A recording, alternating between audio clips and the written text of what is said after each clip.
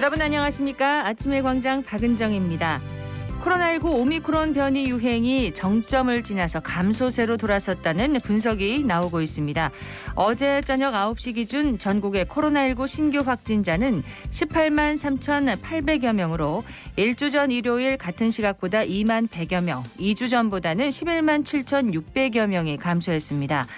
정부는 확진자 발생이 유행 정점을 지나 완만하게 감소하는 양상을 보이고 있지만 그래도 당분간은 20만에서 40만 명대의 신규 확진자가 발생할 것으로 보이는 만큼 먹는 치료제 확보와 도입에 주력하고 있다고 설명했습니다.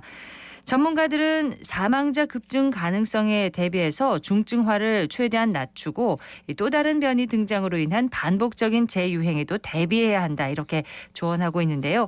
정권 교체기 많은 변화가 있겠지만 이 코로나19 상황만큼은 안정적으로 관리돼서 국민의 생명과 일상 회복 최대한 지켜낼 수 있었으면 하는 바람입니다. 3월 28일 월요일 아침의 광장 먼저 이 시각 교통 상황과 날씨 듣겠습니다. 김현지 리포터. 네, 먼저 고속도로 정보입니다. 중앙고속도로 춘천 방향 다부터널 124km 지점 교통량 증가하며 차간거리 바짝 당겨 이동 중입니다. 대구 부산고속도로 대구 방면 가천 쉼터에서 동대구 나들목까지도 차량 밀리는 모습이고요. 중부내륙지선 현풍 쪽 달성 1터널 진입로부터 터널 통과하는 전체 구간 차량 잠시 주춤하고 있습니다. 우리 지역 경부고속도로는 흐름 좋은데요. 외관 나들목에서 경산 나들목 양방향 제속도로 지나실 수 있겠습니다. 이어서 시내도로 정보입니다. 달구벌대로 담티고개에서 만촌내거리 방향 만촌내거리 직전 가장자리 차로에서 공사 진행되고 있습니다. 이 점 참고하시고요. 신천대로 남대구 나들목 방향 대봉교에서 침산교까지 무겁게 정체되고 있지만 침산교 지나면서부터는 원활하게 이동 가능합니다. 노원로 백사벌레 거리에서 침산교 지나 동북로 연암내거리 쪽 어렵게 지나고 있고요. 화랑로 송정삼거리에서 반야월내 거리 2.1km 구간 통과하실 땐 통과 시간 20분 가까이 예상하셔야겠습니다. 진천로 진천남내거리에서 진천역 내거리 방면은 통과속도 시속 11km로 교통량 점차 더해지고 있고요. 성서동로 조달청 내거리에서 이곡역 내거리 방면 신호에 따라 밀림과 풀림 반복하고 있습니다. 국채보상로 서성내거리에서 용산우체국 내거리 쪽은 차량 천천히 지나고 있고요. 지산로 관계삼거리 방향 범물내거리에서 관계삼거리 구간은 차량 서행 중이지만 나머지 구간은 무리 없이 지나실 수 있겠습니다. 마지막으로 날씨 정보입니다. 오늘 대체로 맑겠지만 꽃샘추위가 이어지겠습니다. 경북 내륙엔 서리가 내리고 얼음이 어는 곳도 있겠는데요. 농작물 냉해에 유의하시기 바랍니다. 바람도 약간 강하게 불어 체감온도는 더욱 낮겠지만 낮에는 대부분 지역이 13도에서 15도까지 오르겠습니다. 낮 최고 기온 경주 13도, 대구 경산 14도, 상주 15도 분포를 보이겠습니다. 대구의 현재 기온은 5.9도, 습도는 50%입니다. 지금까지 김현지였습니다. 지역 시사정보 프로그램의 중심 KBS 대구 제일라디오 아침의 광장을 듣고 계십니다.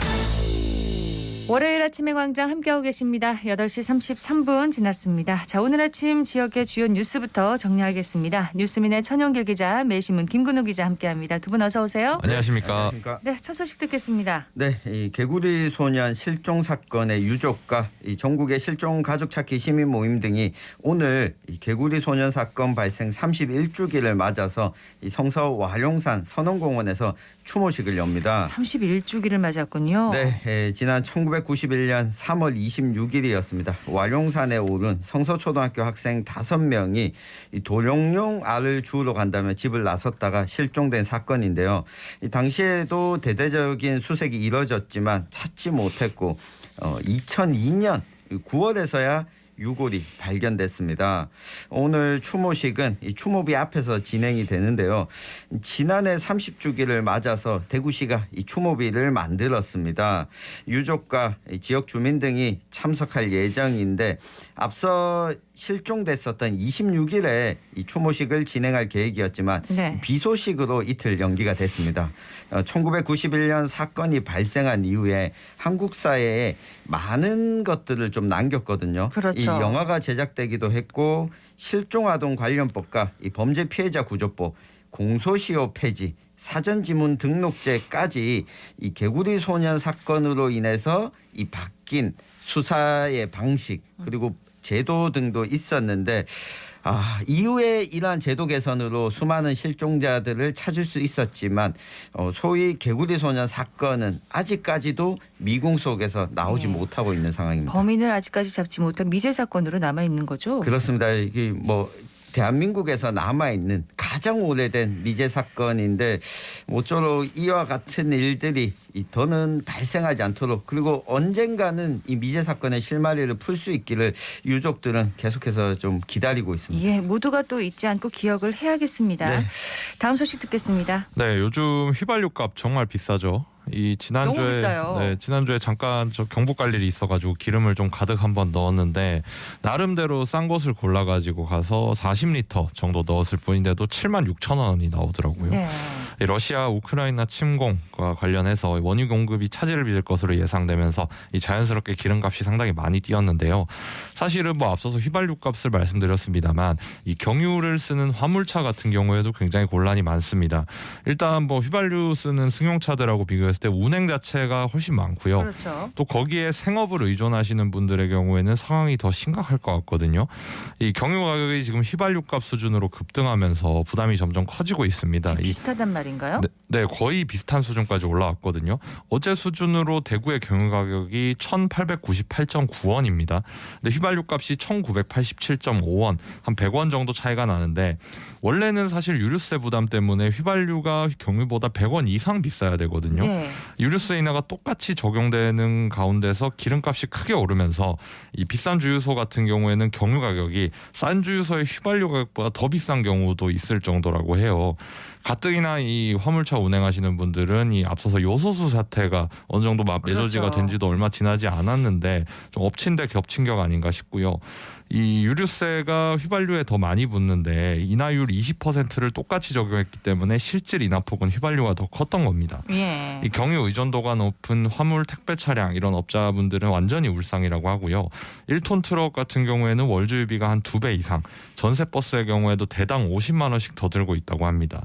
이 생업이 걸린 분들께는 굉장히 어려운 상황인데 좀 정부 차원의 어떤 대책 마련이 필요하지 않을까 싶습니다. 그렇다면은 휘발유와 경유의 그러니까 유류세 인하율이 좀 차등적으로 적용이 돼야 되는데 이런 여론이 있는 거겠네요. 그렇죠. 애초에 휘발유보다 이 경유에 더 싼 유류세를 적용하는 명분 자체가 경유는 이런 생업에 필요로 하시는 분들이 많기 때문이라는 그렇죠. 거였기 때문에 좀 인하율을 다르게 경유 쪽에다가 조금 더 강하게 적용을 해가지고 이런 부담을 덜어줘야 된다는 목소리가 나오고 있습니다. 이런 부분도 좀 세심하게 신경을 써야 될 것 같습니다. 네. 소식 하나 더 듣겠습니다. 네, 이 경북 지역에서 지역 화폐 사용량과 현황에 대한 분석 결과가 나왔는데요.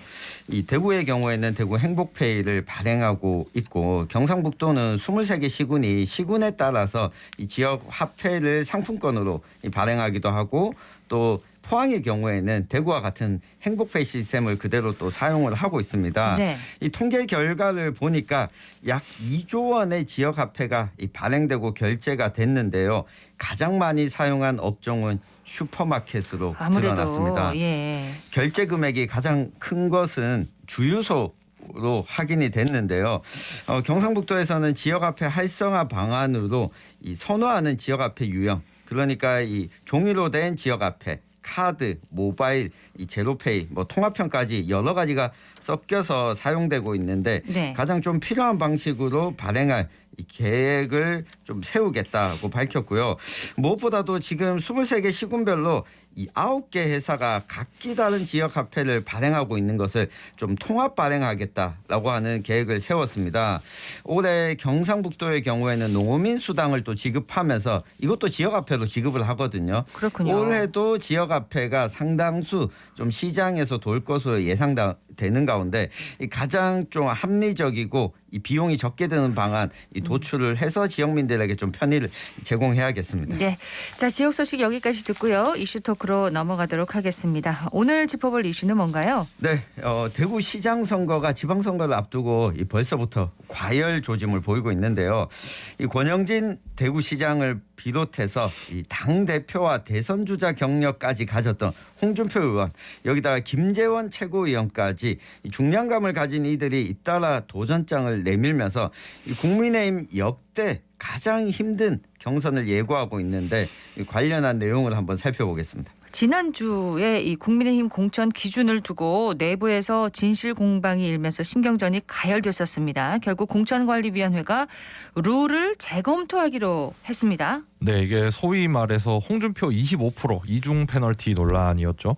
이 국민의힘이 지난 21일이었습니다. 현역 의원에 대해서는 10%, 또 최근 5년 이내에 당을 탈당해서 무소속으로 출마했던 이력이 있는 사람은 15%씩 이렇게 감점하겠다는 방안을 밝히면서 논란이 됐습니다. 예. 왜냐하면 홍준표 의원 같은 경우에는 지금 현역 의원이잖아요.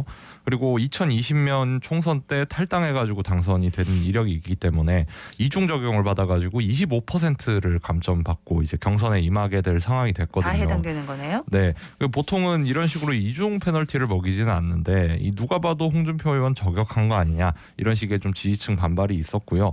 당연히 홍준표 의원도 즉시 반발을 했습니다.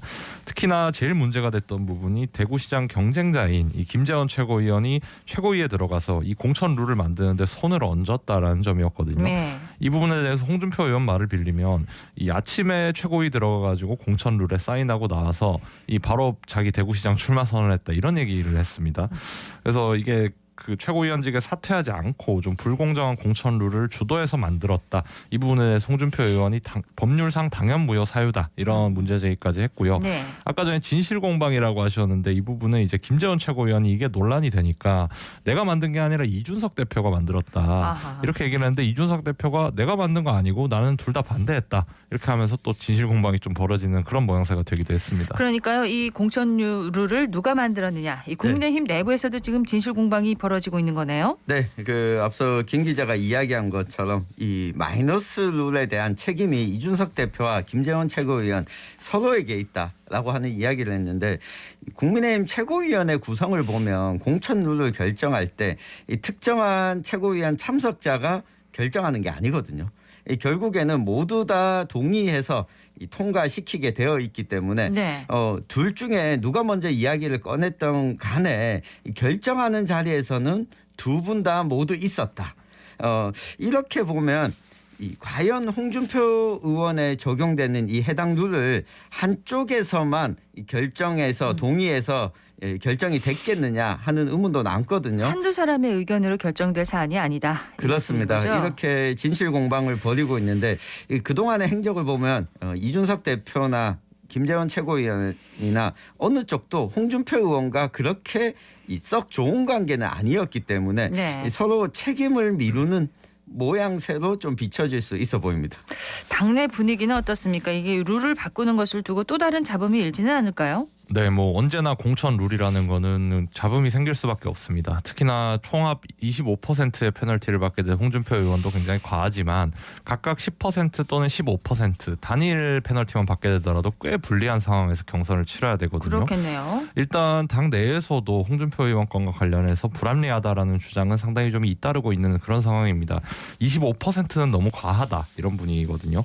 그래서 정진석 공관위원장이 언론에다가 이번 주 초쯤에 회의를 열고 재논의를 하겠다 이렇게 밝힌 상황인데 근데 이걸 바꾸게 되면 좀 어느 정도 또 반발 가능성이 제기가 되거든요.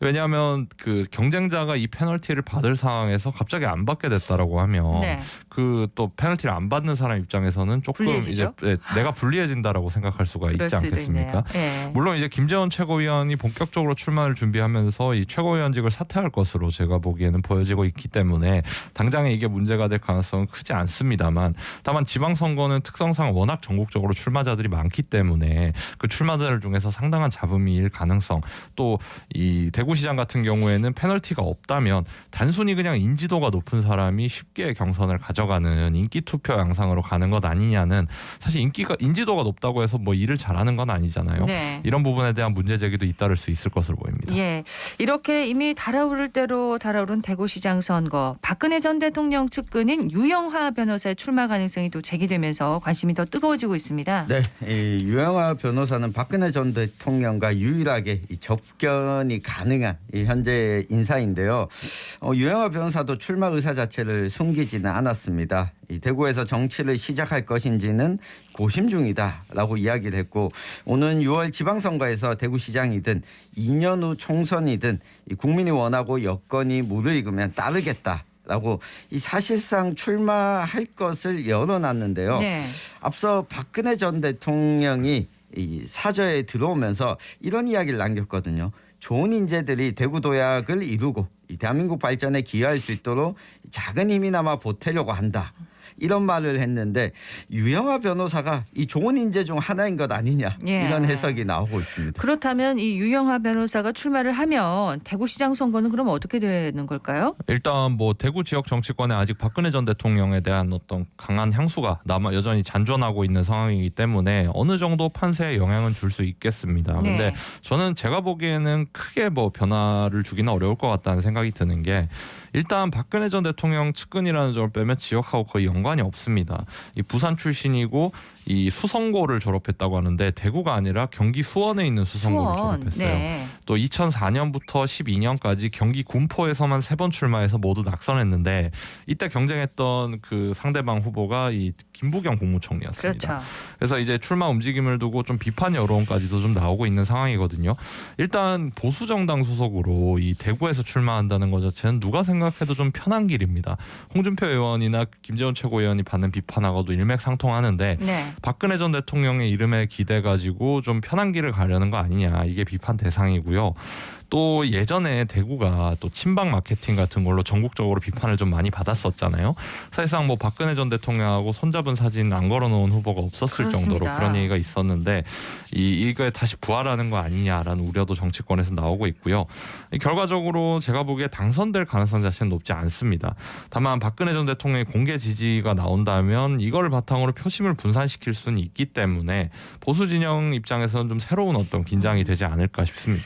자, 이런 상황에서 이제 오늘 홍준표 의원 얘기가 좀 많이 나오긴 합니다만 홍 의원의 지역구인 수성을 지역구의 보궐선거 내년으로 미뤄질 수 있다는 얘기도 있던데 이건 무슨 얘기인가요? 네, 홍 의원이 만약 대구시장에 출마하고 보궐선거가 치러지려면 선거일 30일 전인 5월 2일까지는 의원직을 사퇴해야 됩니다. 얼마 안 남았네요. 네, 이 홍 의원의 사퇴 시점에 따라서 이 보궐선거를 치른 날짜도 달라지는데 예. 6월 1일 지방선거와 같은 날 보궐선거를 하려면 4월 31일까지는 사퇴를 해야 하는데 반대로 홍 의원이 사퇴 시점을 5월 1일 이후로 미루게 된다면 보궐선거는 내년으로 미뤄지거든요. 아하. 하루 이틀 차이로 갈리는 셈인데 그동안은 대구의 국회의원 한석의 공백은 좀 불가피해지는 상황입니다. 자, 사퇴 시점에 대해서 그러면 홍 의원은 어떤 생각을 하고 있을까요? 이게 좀 논란이 되는 게 아직 특별한 입장을 밝히지는 않고 있어요. 내가 사퇴를 할 것이다 혹은 뭐 사퇴를 언제 할 것이다 이런 얘기를 전혀 한 적이 없습니다.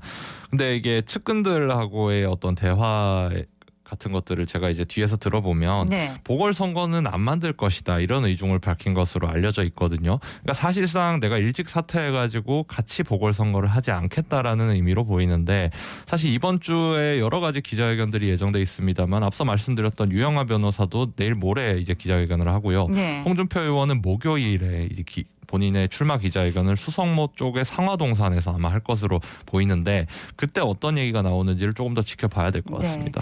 자, 보궐선거는 만들지 않겠다. 4월에 사퇴할 의사가 없다는 의미로 이런 얘기를 했는데 만에 하나 지역구 국회의원이 이렇게 되면 1년 공석이 되는 거잖아요. 그렇습니다. 지역민 입장에서는 손해가 들지 않을까 싶은데요. 그렇습니다. 예, 특히 수성구 을 지역에 사는 지역구 주민 입장에서는 자신의 민의를 대변할 이 국회의원이 없는 상황이 되거든요. 1년이 되는 거죠. 네, 예, 거기다가 이 국민의힘 입장에서도 지금 소수 여당이기 때문에 의석 한석 한석이 중요한 상황인데 여기서도 상당히 좀 불편한 경우가 만들어집니다. 게다가 홍준표 의원은 전적이 있는데요. 2017년 19대 대통령 선거 당시 이 경남도지사에 재직 중이었습니다. 그렇죠. 당시 자유한국당의 대통령 후보로 선출이 됐는데도 불구하고 이 보궐선거 열리는 시한 이후에 사퇴하면서 이 도지사 보궐선거가 무산됐습니다. 공석이 됐겠네요. 네, 2018년에 지방선거까지 1년 2개월 정도 공백이 있었는데 이와 같은 사태가 또 벌어지지 말라는 법이 없어 보이는 게 참 안타까운 일입니다. 예. 자, 치열해지는 대구시장 선거 앞으로도 혼전이 예고되고 있습니다. 앞으로도 이 시간에 계속해서 전해드리도록 하겠습니다. 뉴스민의 찬영길 기자, 매일신문 김근우 기자였습니다. 고맙습니다. 감사합니다. 감사합니다.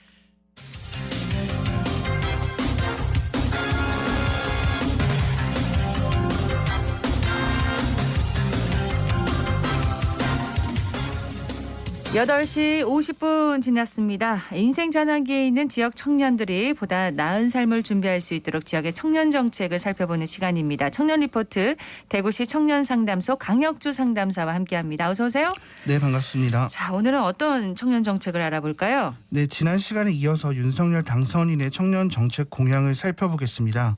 키워드는 일자리와 주택인데요. 아마 청년분들이 가장 관심 있어하는 두 가지 문제일 것 같습니다. 그렇습니다. 일자리가 최고의 복지다 이런 얘기도 있는데 일자리 정책부터 좀 소개를 해주시죠. 네, 윤석열 당선인은 최근 청년 실업 문제 해결이 국가의 최우선 과제라고 이야기할 만큼 청년 일자리 문제에 많은 관심을 가지고 있는데요. 주요 방향은 기업 규제 완화와 고용 유연성을 강조했습니다. 기업의 경영 활동을 보다 자유롭게 하여 투자와 고용 촉진을 기대한다는 건데요.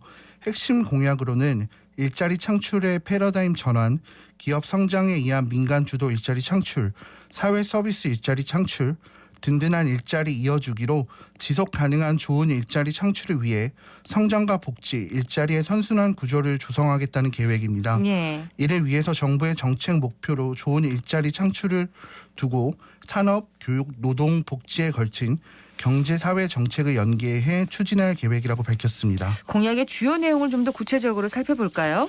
네, 주요 공약의 내용을 들여다보면 기업의 세제 자금 지원, R&D 기술력 지원, 디지털 전환을 강조했습니다. 네. 특히 기업, 정부, 대학 간 R&D 삼각 협력 체제로 개편해 기술 창업을 활성화하고 스타트업을 집중 지원해 여기에 고용 창출 효과가 높은 비대면 의료, 문화 콘텐츠 분야의 벤처 기업을 집중 양성하고 중소기업의 중견기업으로 성장하면서 가해지는 불필요한 규제를 완화 또는 폐지한다는 방침입니다. 산학협력과 시장을 좀 중요시하는 그런 방향 같은데요? 네, 맞습니다. 기업, 정부, 대학은 일자리나 산업에 있어서 매우 밀접한 관계를 가지고 있는데요. 미스매칭이라는 말이 있죠. 네. 다양하게 사용되는 단어지만 노동시장과 현장의 불일치 현상을 나타낼 때도 사용하곤 합니다. 윤 당선인은 산업 현장에 맞는 고용 서비스 혁신을 통해 일자리 매칭을 고도화하고 기업이 필요로 하는 숙련 인력을 원활히 공급하겠다는 방침으로 4차 산업혁명을 견인할 인재 양성 시스템을 구축할 계획이라고 밝혔습니다. 주 52시간 유연화나 고용 유연성과 관련해서 일각에서 좀 우려도 제기하고 있거든요. 네, 맞습니다. 주 52시간의 경우 스타트업이나 기술 집약 개발 사업, IT 분야 등 현실과 맞지 않다는 내용과 무분별하게 남용될 경우 근로자의 근로 환경을 심각하게 악화시킬 수 있다는 주장이 대립하고 있는데요. 해당 문제는 접합점을 찾는 것이 매우 중요할 것 같습니다. 그렇습니다. 특정 기간의 근무 시간이 주 52시간에 초과하더라도 기간 내 총량이 주 52시간 이내로 조절되면 허용되는 탄력 근로제만 하더라도 반드시 노사 간의 합의를 통해 시행하되 악용되지 않고 촘촘히 설계하는 방식으로 조절하는 것이 바람직하다고 생각합니다. 네. 마찬가지로 고용 유연성 역시 기업의 자유로운 경영 활동을 위하여 필수적인 요소로 생각되는데요. 비교적 고용 유연성이 잘 보장되어 있는 북유럽 사례를 살펴보더라도 직업 훈련과 이직 그리고 구직 기간의 생활 안정을 위한 복지가 우선 수반되어야 한다고 생각합니다.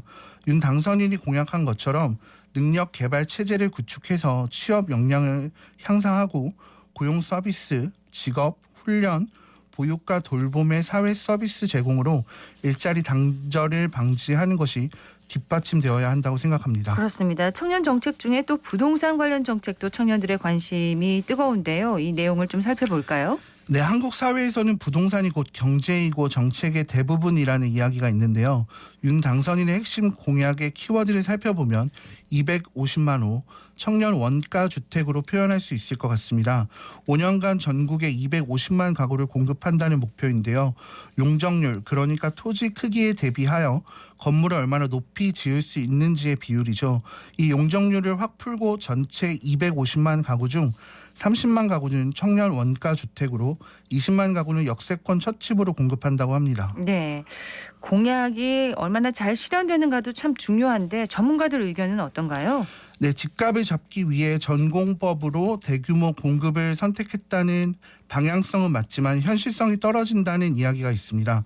특히 청년 원가 주택이 높은 땅값을 감안하면 토지 확보가 힘들 것이다라는 지적과 함께 과거 정책이 부동산 규제로 수요가 억제된 만큼 시장에서는 긍정적으로 작용할 거라는 의견이 지배적이긴 하지만 건설사와 집부자를 위한 특혜 선물 세트가 아니냐는 비난도 한편 존재하고 있습니다. 당사자인 청년들은 어떻게 생각할까요? 청년들의 의견도 들어보았는데요. 원가주택이나 역세권, 첫집 외에 신혼부부와 청년층의 주택담보대출 비율을 미래 소득까지 고려하여 80%까지 올린다고 하는데 네. 현재 수도권 기준 LTV가 40% 정도 적용되니 2배 많은 돈을 빌릴 수 있어 집을 마련하는 데는 부담이 적어졌다.